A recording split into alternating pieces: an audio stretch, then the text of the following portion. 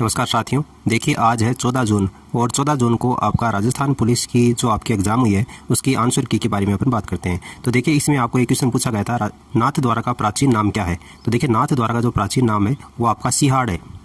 सिहाड़ नाथ द्वारा का प्राचीन नाम है और यहाँ पर ये पुष्टि मार्गीय संप्रदाय की प्रमुख पीठ के रूप में नाथ द्वारा को जाना जाता है और भगवान श्री कृष्ण के बाल रूप की यहाँ पर पूजा की जाती है नाथ द्वारा में। तो सिहाड़ आपका यहाँ पर आंसर सही होगा। फिर अगला प्रश्न आपको पूछा गया था, राजस्थान में दूसरी सर्वाधिक सिंचाई किस स्रोत से होती है। तो देखिए राजस्थान में सिंचाई के कई स्रोत हैं। मुख्य रूप से राजस्थान में सिंचाई के 4 स्रोत हैं। 2022-23 की रिपोर्ट के अनुसार सबसे ज़्यादा जो सिंचाई होती है वो नलकूप से होती है। नलकूप यानी कि आपकी जो ट्यूबवेल है, सबसे ज़्यादा सिंचाई इन्हीं से होती है और 48% सिंचाई नलकूपों से होती है। 2 नंबर पर कुएँ आता है, कुएँ से 25%, नहरों से लगभग 24.44% और तालाबों से 0.54% सिंचाई होती है। तो दूसरी सर्वाधिक सिंचाई किस स्रोत से होती है ये आपसे पूछा गया था। तो नलकूपों से तो होती है 48% और कुओं से होती है 25%, यानी कि दूसरा सर्वाधिक सिंचाई वाला स्रोत पूछा था। तो यहाँ पर आपका कुएं हो जाएगा, कुएं से 25% सिंचाई होती है। एक क्वेश्चन आपको पूछा गया था, राजस्थान में सर्वाधिक फल उत्पादन कहाँ पर होते हैं। तो राजस्थान में सबसे ज़्यादा जो फल उत्पादन है वो कौन से ज़िले में होते हैं, श्री गंगानगर में होते हैं। झालावाड़ में सबसे ज़्यादा संतरे उत्पादन होते हैं। 12 जिले मसालों के उत्पादन के लिए जाना जाता है, जबकि राजस्थान का चित्तौड़गढ़ जिला है ये अफीम की खेती के लिए, डोडा पोस्त की खेती के लिए जाना जाता है। तो आपको फल उत्पादन पूछा गया था तो श्री गंगानगर आपको यहाँ पर आंसर करना था। राजस्थान में सोने की खान कहाँ पर है।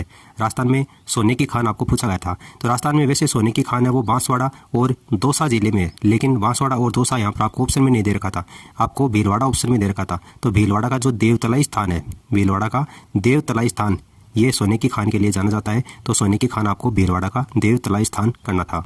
अगला क्वेश्चन आपको पूछा गया था, राजस्थान के वे जिले जिनका जनसंख्या घनत्व 100 से कम है। तो राजस्थान के ऐसे 3 जिले हैं, राजस्थान के ऐसे 3 जिले हैं जिनका जनसंख्या घनत्व 100 से कम है। एक नंबर पर आपका जैसलमेर आता है जिसका जनसंख्या घनत्व 17 है। दूसरा बीकानेर आता है जिसका जनसंख्या घनत्व 78 है और तीसरा आपका बाड़मेर है जिसका जनसंख्या घनत्व 92 यानी कि 92 है। अब आपको ऑप्शन में किस तरीके से दे रखा था वो आपको उस हिसाब से करना था। राजस्थान में जनसंख्या घनत्व वाले 3 जिले हैं, जैसलमेर का 17 है, उसके बाद में बीकानेर का 78 है और बाड़मेर का 92 है। निम्नलिखित में से दुर्लभ प्रकार का रक्त समूह कौन सा है, यानी बड़ी मुश्किल से मिलने वाला ये रक्त समूह है दुर्लभ प्रकार का। तो ए बी नेगेटिव जो ब्लड ग्रुप है ये दुर्लभ कैटेगरी के अंतर्गत आता है। ये 1% लोगों में मिलता है, इसलिए इसको दुर्लभ प्रकार के रक्त समूह में इसकी काउंटिंग होती है। एक क्वेश्चन आपको पूछा गया था, सबसे कम घनत्व वाला केंद्र शासित प्रदेश कौन सा है। सबसे कम घनत्व वाला केंद्र शासित प्रदेश कौन सा है, आपका अंडमान निकोबार है, अंडमान निकोबार। अचलगढ़ दुर्ग का जीर्णोद्धार किसने करवाया था। देखिए अचलगढ़ दुर्ग कहाँ पर आपका सिरोही, माउंट आबू सिरोही में है अचलगढ़ दुर्ग, और इसका जीर्णोद्धार पूर्ण निर्माण के बारे में आपको क्वेश्चन पूछा गया था। तो महाराणा कुंभा के द्वारा इसका पूर्ण निर्माण का कार्य करवाया गया था, मेवाड़ के शासक महाराणा कुंभा के द्वारा। एक क्वेश्चन आपको पूछा गया था, उत्तर भारत की सबसे बड़ी फ्लोटिंग सौर परियोजना जिसका 2023 में उद्घाटन हुआ है, कहाँ पर इसका उद्घाटन हुआ है। तो चंडीगढ़ में इसका उद्घाटन हुआ है। राजस्थान की सबसे बड़ी फ्लोटिंग सौर परियोजना चंडीगढ़ में 2023 में इसका उद्घाटन हुआ था। फिर एक क्वेश्चन पूछा गया था, 25 मार्च 1948 को प्रधानमंत्री कौन बना था। यानी कि 25 मार्च की बात हो रही है, इसका मतलब दूसरे चरण की बात हो रही है, क्योंकि पहला चरण है वो 18 मार्च 1948 को मत्स्य संघ, दूसरा चरण है वो 25 मार्च 1948 को राजस्थान संघ की बात हो रही है। और राजस्थान संघ के प्रधानमंत्री कौन थे, आपके गोकुल लाल असावा थे, गोकुल लाल असावा। अगर ये पूछा जाए कि इनका संबंध कहाँ से था तो सापरा से इनका संबंध था। अगला क्वेश्चन आपको पूछा गया था, विधान परिषद की सदस्यता हेतु न्यूनतम आयु कितनी होनी चाहिए। देखिए कल 13 जून को आपकी जो एग्जाम हुई थी उसमें क्वेश्चन पूछा गया था, विधानसभा के सदस्य के लिए न्यूनतम आयु कितनी होनी चाहिए या मुख्यमंत्री के लिए निर्वाचन के लिए कितनी आयु होनी चाहिए। तो 25 वर्ष होनी चाहिए। यहाँ पर आपको विधान परिषद दे रखा है, तो विधान परिषद के लिए जो न्यूनतम आयु है वो आपकी 30 वर्ष होनी चाहिए। ठीक है, तो ये आपको ध्यान में रखना है। आरपीएससी के अध्यक्ष और सदस्य को निलंबित कौन कर सकता है। आरपीएससी के अध्यक्ष और सदस्य को निलंबित करने का कार्य है वो राज्यपाल के द्वारा किया जाता है। अगर आपको ये पूछा जाता कि आरपीएससी के अध्यक्ष या सदस्य को पद से हटाना यानी कि बर्खास्त कौन करता है, तो वो करता है राष्ट्रपति, और निलंबित यानी कि सस्पेंड करने का कार्य कौन करता है, राज्यपाल करता है। एक क्वेश्चन आपको पूछा गया था, मानवाधिकारों की सार्वभौमिक घोषणा कब की गई थी। तो 1948 में की गई थी, 1948। एक क्वेश्चन आपको पूछा गया था, बनी ठनी जो चित्र है उसमें किस वृक्ष का प्रयोग हुआ है, बनी ठनी चित्र में। तो ये भी आपको ध्यान में रखना, बनी ठनी चित्र में केले के वृक्ष का प्रयोग हुआ है। एक क्वेश्चन आपको पूछा गया था, हमीर मद मर्दन किसकी रचना है। तो हमीर मद मर्दन जय सिंह सूरी की रचना है, जय सिंह सूरी की। एक क्वेश्चन पूछा गया था, भारत के किस राज्य में सर्वप्रथम लोकायुक्त की नियुक्ति हुई है। भारत के किस राज्य में सर्वप्रथम लोकायुक्त की नियुक्ति हुई है। तो महाराष्ट्र में हुई है। राजस्थान में खस घास, तो देखिए राजस्थान में खस घास है वो कई जिलों में उत्पादित होती है, जिसमें मुख्य रूप से आपका भरतपुर है, सवाई माधोपुर है और करौली जिला, ये मुख्य रूप से काउंटिंग में होती हैं। थोड़ी बहुत टोंक और अजमेर जिले में भी खस घास है वो पाई जाती है। तो भरतपुर सवाई माधोपुर में आपको कौन सा ऑप्शन में दे रखा था? मोस्टली आपको सवाई माधोपुर ही ऑप्शन में देखने को मिलता है, तो उस हिसाब से आपको करना था। राजस्थान में सोने का उत्पादन, तो देखिए राजस्थान में जो सोने का उत्पादन है वो आपको सोने के भंडार 2019 में बांसवाड़ा और उदयपुर जिले में मिले हैं। तो बांसवाड़ा और उदयपुर में से आपको उदयपुर ऑप्शन में दे रखा था, तो यहाँ पर उस स्थिति में उदयपुर इसका आंसर हो जाएगा।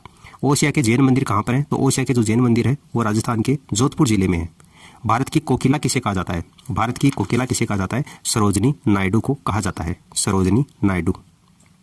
एंजिल जलप्रपात कहाँ पर है? तो एंजिल जलप्रपात है वो वेनेजुएला में है। एंजिल जलप्रपात वेनेजुएला में है। ये दुनिया का सबसे ऊंचा जलप्रपात है। और अगर पूछा जाए कि कौन सी नदी पर है, तो ये आपकी केरोनी नदी पर है।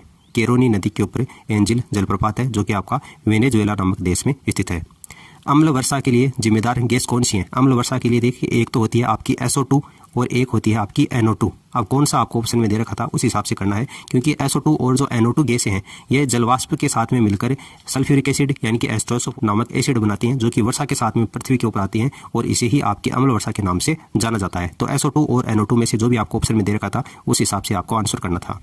अगला प्रश्न आपको पूछा गया था अक्कलवुड फॉसिल पार्क कहाँ पर है? तो अक्कलवुड फॉसिल पार्क आपके राजस्थान का जो सबसे बड़ा जिला है जैसलमेर, वहाँ पर अक्कलवुड फॉसिल पार्क है। यहीं पर राष्ट्रीय मरु उद्यान है। एक क्वेश्चन आपको पूछा गया था 2019 में फोर्ब्स पत्रिका में पहला स्थान किसे मिला है? 2019 में फोर्ब्स पत्रिका में पहला स्थान आपकी यूरोपियन यूनियन की प्रेसिडेंट थी उर्सुला वोन। देखिए इसका नाम मैं लिख देता हूँ, उर्सुला वोन।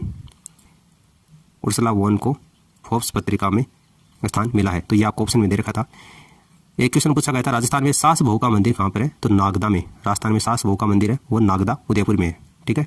कालीबंगा सभ्यता की खोज किसके द्वारा की गई थी? तो अमलानंद घोष के द्वारा। अमलानंद घोष के द्वारा की गई थी। और कब की गई थी? 1952 में कालीबंगा सभ्यता की खोज की गई थी अमलानंद घोष के द्वारा। अगला क्वेश्चन है वोल्ट मीटर का कार्य क्या है? तो वोल्ट मीटर से किसका मापन करते हैं अपन? विभवांतर का मापन करते हैं। विभवांतर का मापन करने का कार्य किसका क्या है? वोल्ट मीटर का है। रमझोल आभूषण कहाँ पर पहना जाता है? तो रमझोल आभूषण पैर में पहना जाता है। राजस्थान में रानी का कुआं कहाँ पर है? राजस्थान में रानी का कुआं अलवर के मचारी में है। मचाड़ी अलवर में है। ठीक है, राजस्थान में रानी का कुआं। एक क्वेश्चन पूछा गया था जीएसटी परिषद का गठन किस अनुच्छेद के तहत होता है? जीएसटी परिषद का गठन अनुच्छेद 279A के तहत होता है। जीएसटी परिषद का गठन अनुच्छेद 279A के तहत होता है। और अगर ये पूछा जाए कि जीएसटी परिषद का अध्यक्ष कौन होता है, तो जीएसटी परिषद का अध्यक्ष होता है वित्त मंत्री। और वर्तमान में वित्त मंत्री कौन अपने? निर्मला सीतारमण है। प्रधानमंत्री नरेंद्र मोदी के तीसरे कार्यकाल में जो वित्त मंत्री है वो निर्मला सीतारमण है, और दूसरे कार्यकाल में भी वित्त मंत्री निर्मला सीतारमण ही थी। तो जीएसटी परिषद का गठन कौन से अनुच्छेद के तहत होता है? अनुच्छेद 279A के तहत होता है। तो ये सारे क्वेश्चन आज आपको 14 जून को राजस्थान पुलिस के एग्जाम में पूछे गए थे। आप हमारे टेलीग्राम चैनल को ज्वाइन कर सकते हैं, वहाँ पर आपको लगातार अपडेट किया जाता है। और भी कोई क्वेश्चन अगर आपको एग्जाम में पूछा गया था और आपको आंसर नहीं पता है, तो आप हमारे टेलीग्राम चैनल पर वहाँ पर कमेंट कर सकते हैं, आपको आंसर मिल जाएगा। इस वीडियो में फिलहाल इतना ही। धन्यवाद।